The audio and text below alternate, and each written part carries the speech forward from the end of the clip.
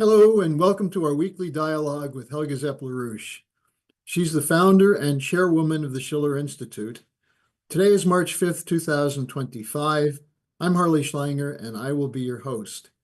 You can send your questions and comments to Helga via email to questions@schillerinstitute.org, or you can post them on the chat page.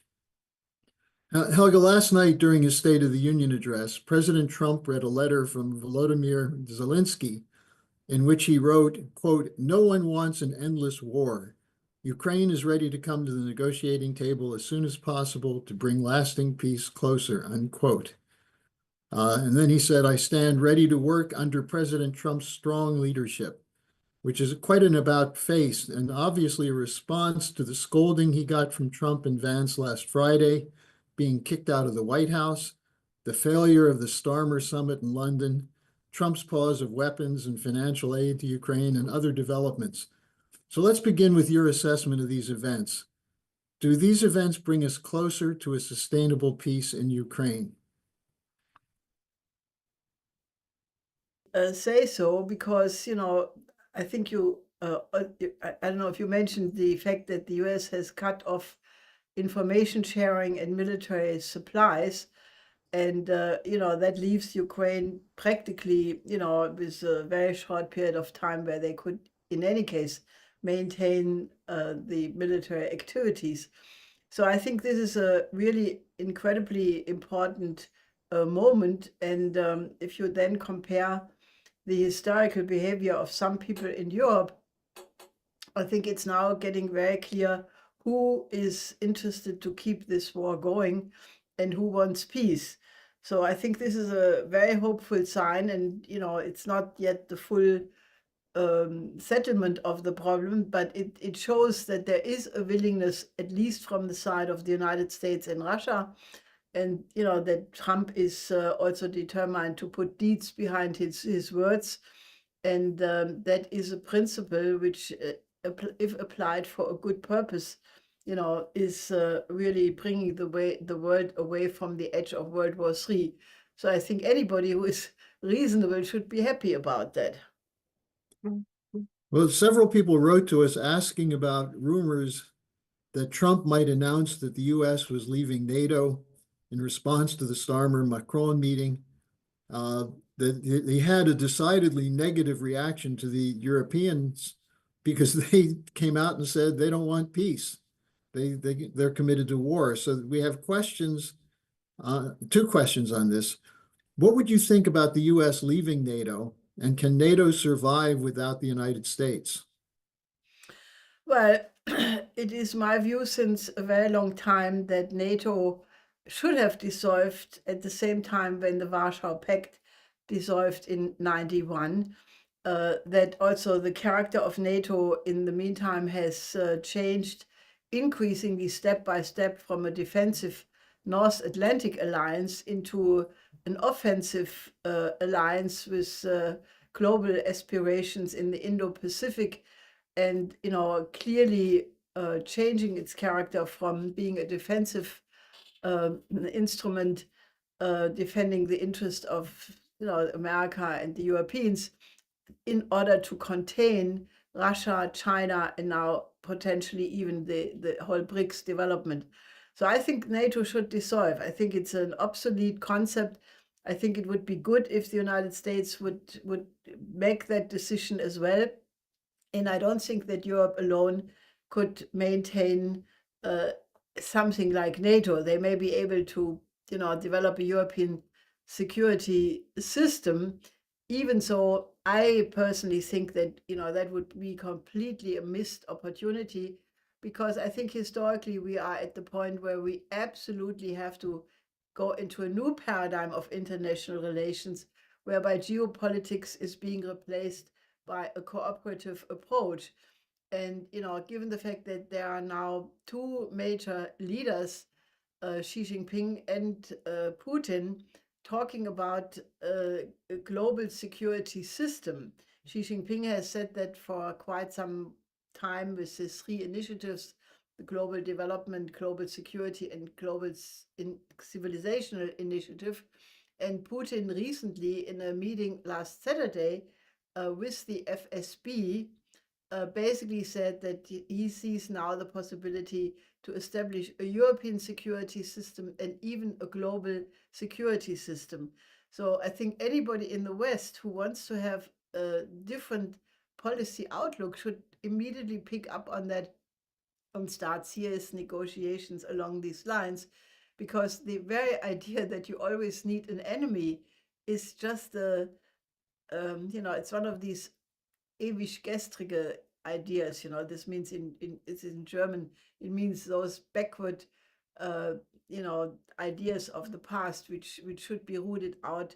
And humanity should make a leap into a new era of cooperation. And I think anybody of goodwill should help and work in this direction. Well, you're listening to Helga Zepp-LaRouche. This is our weekly dialogue, and we still have time for your questions. So you can send them to us at questions@schillerinstitute.org. And we just got one in, Helga, from John North, who asks, is Zelensky's letter just a fake while Ukraine circles back to its original unacceptable demands? Well, I don't think so. I think that the realities of the war, which are horrible, I mean, look, now we have to get to peace. That's the first, most important. But eventually one has to look back of who prevented peace in March 22. I mean, there's obviously the whole question of how did it come to the war in the first place? And there are many important Americans in particular who have, pointed to the whole development of NATO expansion, the broken promises, Jack Matlock, Jeffrey Sachs, Mersheimer, all kinds of people of, relevance have pointed to this.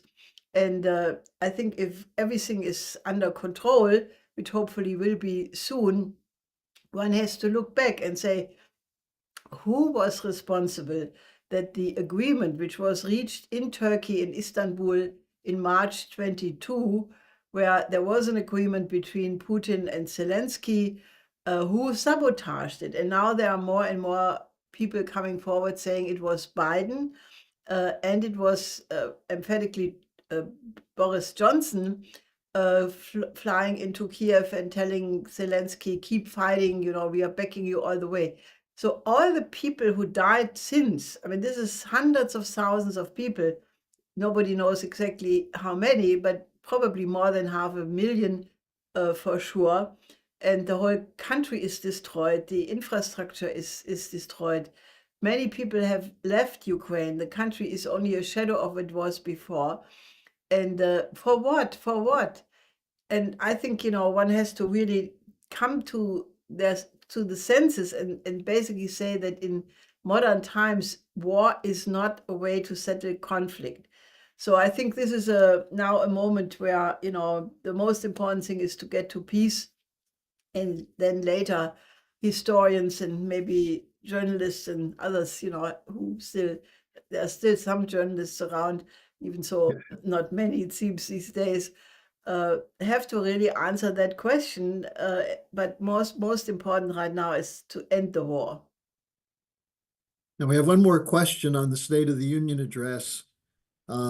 Someone wrote in and said, President Trump spoke of a missile defense system, calling it a golden dome to protect the United States, and referring to Reagan's call for the missile defense system as the model. And this person writes in, your husband, Lyndon LaRouche, worked with the Reagan administration on the idea of missile defense in the early 1980s and campaigned for it worldwide. Is what Trump proposed last night modeled on Lyndon's idea, or is it different? Well, I don't think one can deduce from what Trump said in this speech what exactly he means, because it was not very clear. He referred on the one side to Reagan's policies of the 80s, and that indeed would indicate something like the SDI. I mean, about the SDI, there's so much misunderstanding, between what Lyndon LaRouche meant, which was a very far-reaching vision, how to dissolve the blocs, how to dissolve the Warsaw Pact, and NATO, and how to move from mutual assured destruction to mutual assured survival.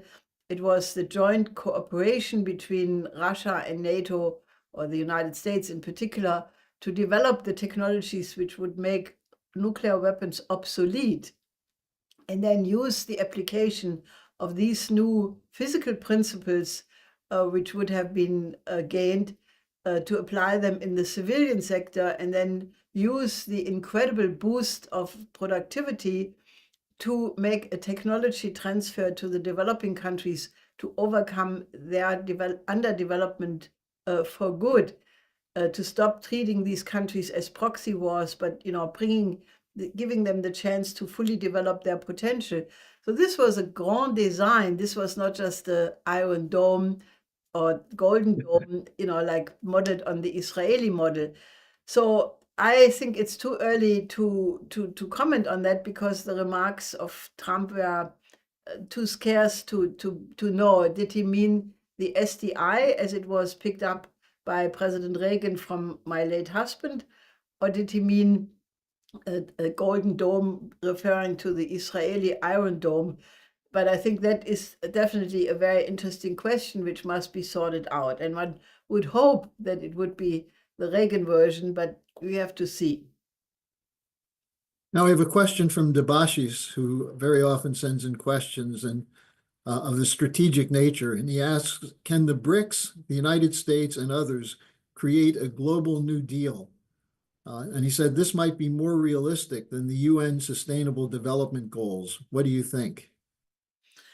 Well, it all depends, I mean, look, right now, I think it's promising that Trump has repeatedly said that Russia is not an enemy.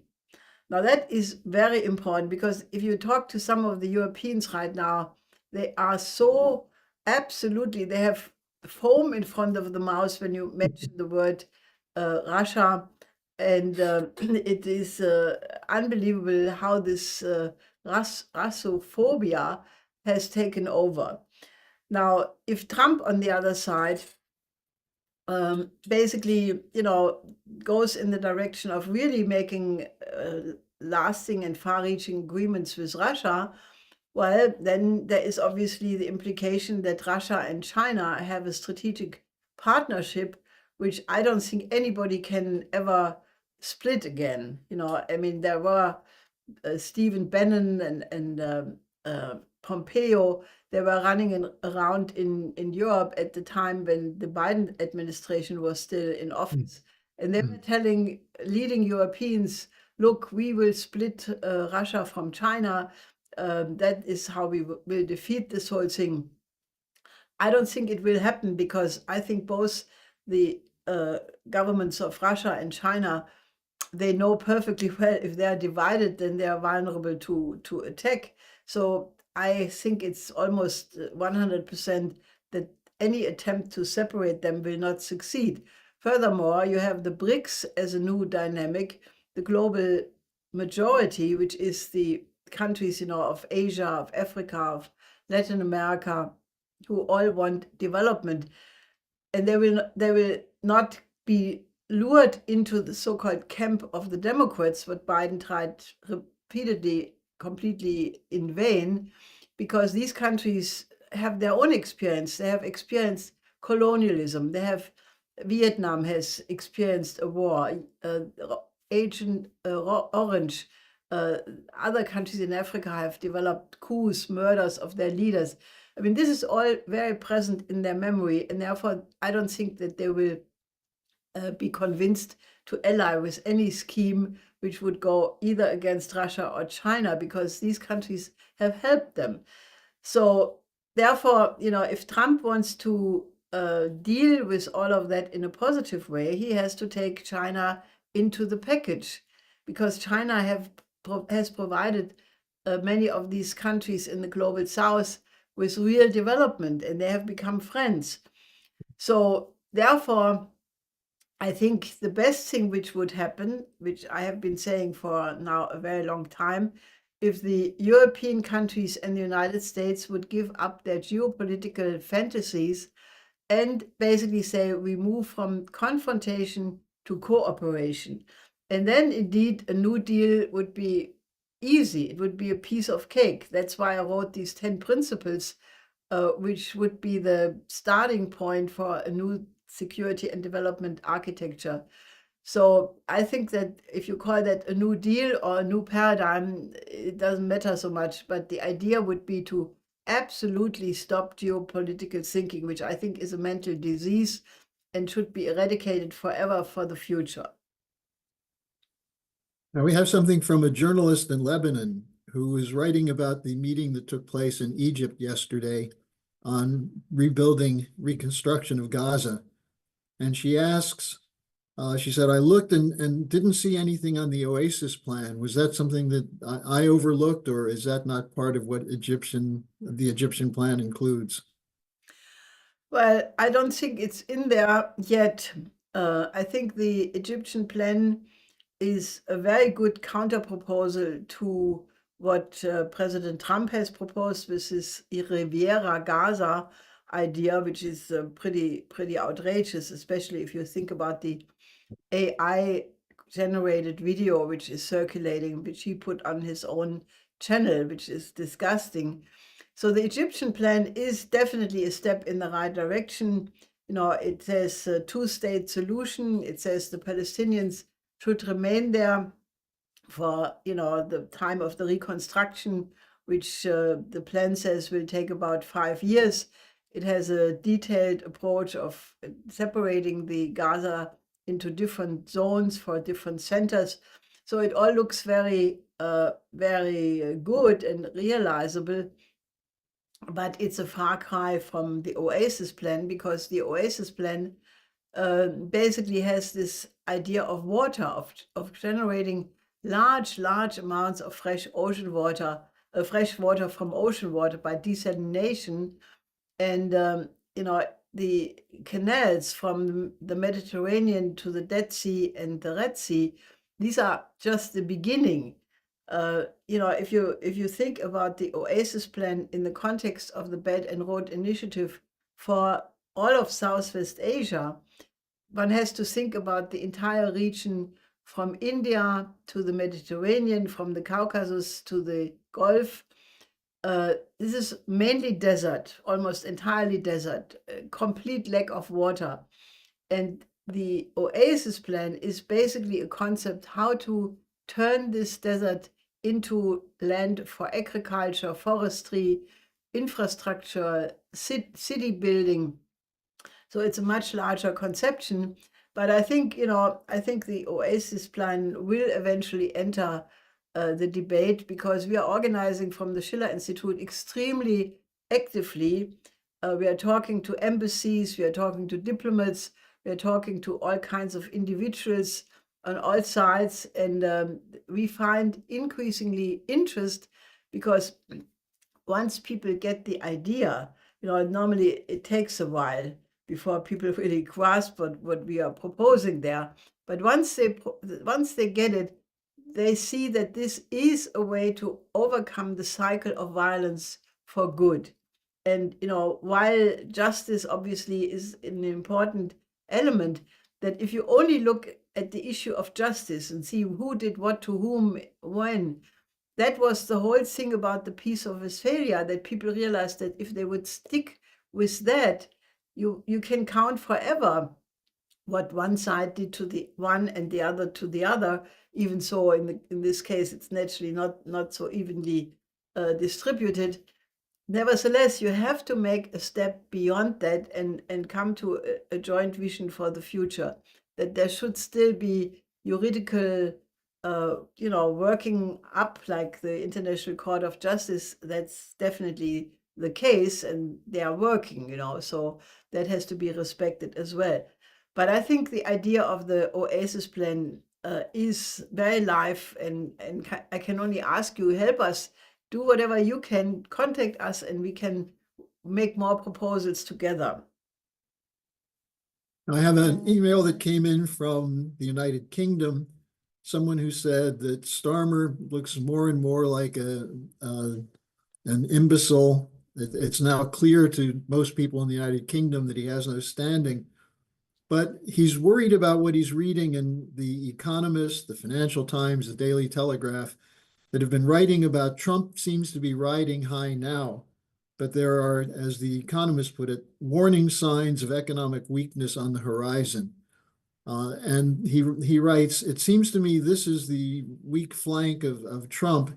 Is there any indication that that he has a different plan than the Europeans of just defense spending and budget cutting? Well, I unfortunately tend to agree that that is the Achilles heel of Trump, because, first of all, this whole talk, what he has all the time, that he loves tariffs. I mean, that's just not a good idea. The idea of tariffs is a meaningful thing when you have a nascent economy, when you have a country, a developing country, or in the pre-industrial age, when countries started to industrialize, then it was very useful to have protective tariffs to, give them a fair chance against other countries which were developed more and who could basically wipe out the nascent industries of that country. But if you have extremely developed countries, it is completely counterproductive. And there is now a war and a half between Canada and the United States, between China and the United States, and countries are responding with similar tariffs on other products, which in the final instance will hurt the production chain, the industrial chain stability. It will hurt availability of goods. It will hurt, it will basically mean that the consumers have to pay a higher price, and that is generally called inflation. So that's no good. And then naturally, this whole idea about creating another bubble with the cryptocurrencies, that is just a totally monetarist idea. And, I don't understand why President Trump is not looking at Argentina and what just happened to Milei, who is involved in a huge scandal because he tried a similar hoax and it did not work.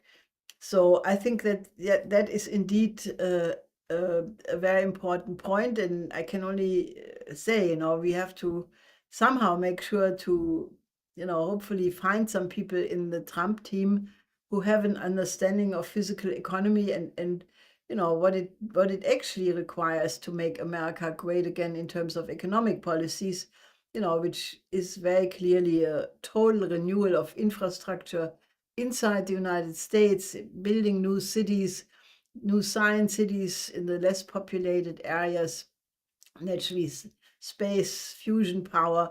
All of these things are extremely important.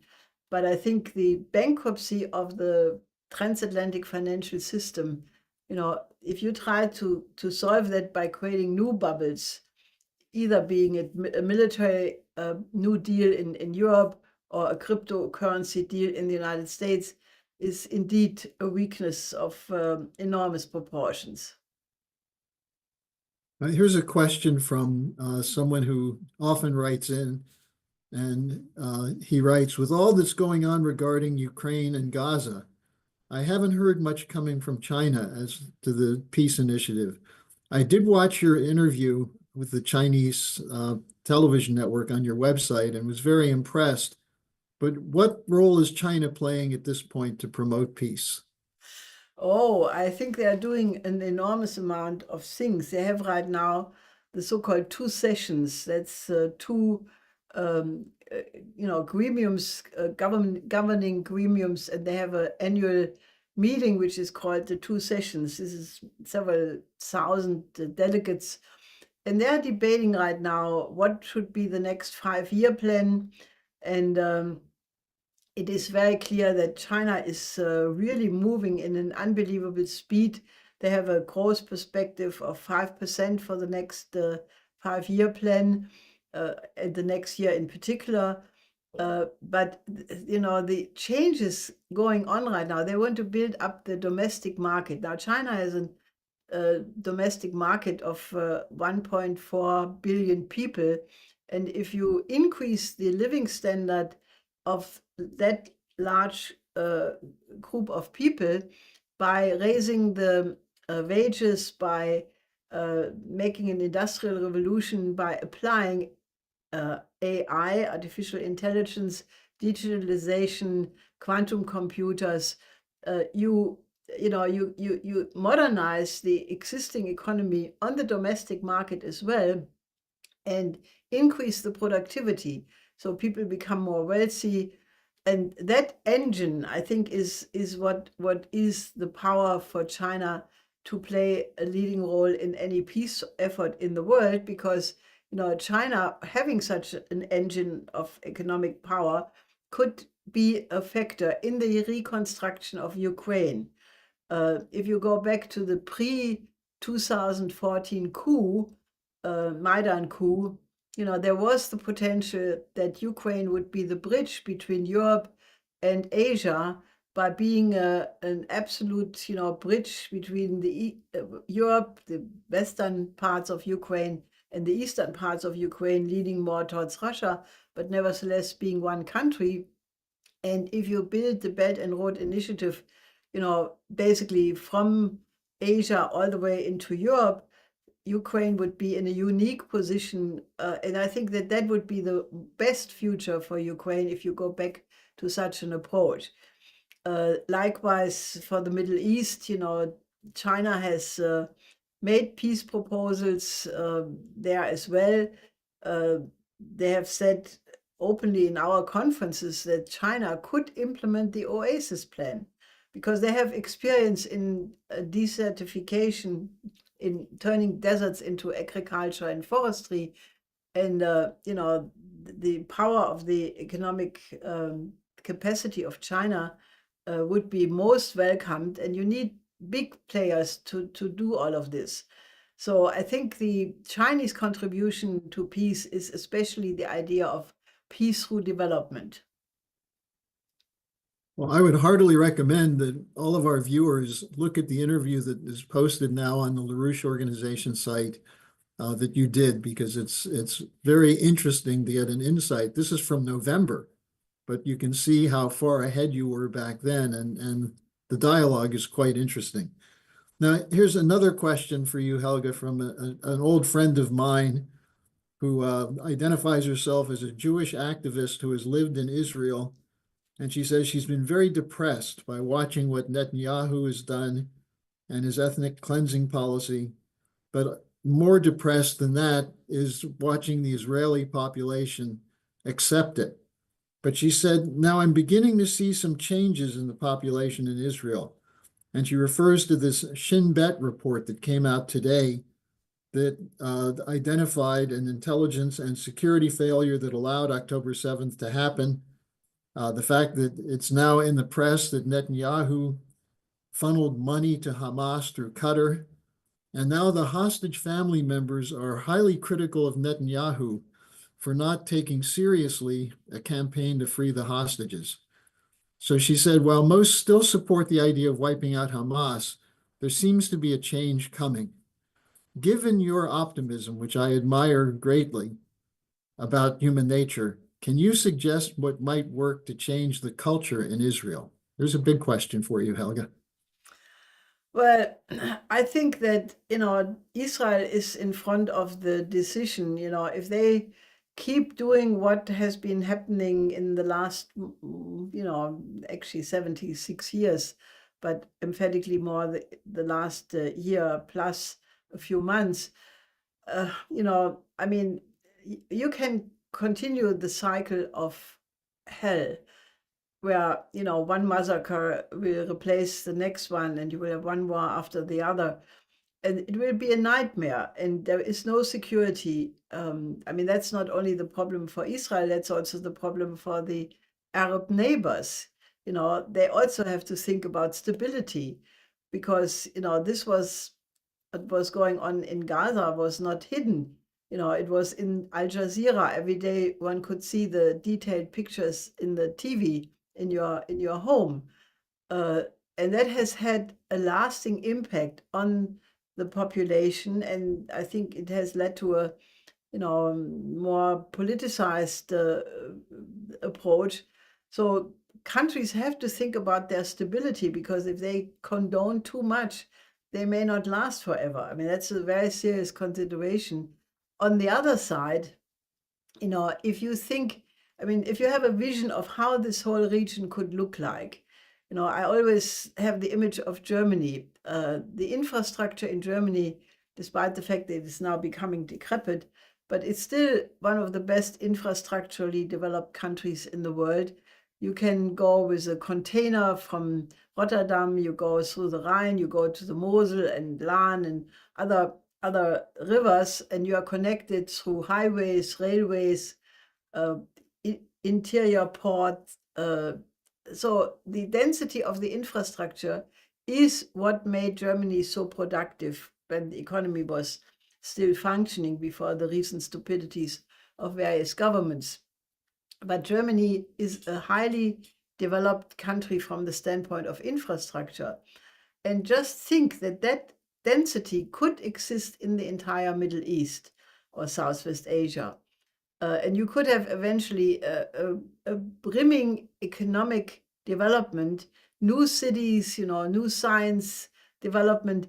And that is not so, far taken from afar, because remember, 2000 years ago, the ancient Silk Road went through most of these places. You had Samarkand, you had Baghdad, you had Damascus. Many of these cities were pearls of culture, of science, of trade. And that region was the hub between Asia and Africa and Europe. And that could become the future for Southwest Asia again. And, if you just have to have an imagination of how the transformation of the desert could look like. And, you can make an animation, which, maybe we should actually do that. I think it would probably greatly help. I mean, we did a little video, but I think we could really develop this idea much more so that people can actually start to really get an idea. This is within reach. And I think that would then change the culture in Israel, because, I mean, Israel is not in a vacuum and it's not an island, it's a part of that region. So I think the best way to change Israel is to change every country around it. Now, Helga, some of these questions are coming from people who have been participating regularly in the weekly Zoom call of the International Peace Coalition. And I'm presuming we have another call on Friday. What are the plans for this Friday's call? Well, I know that the two topics will be the cataclysmic change, an earthquake a day, what we are experiencing right now in the transatlantic situation. We probably will have somebody from the VIPs.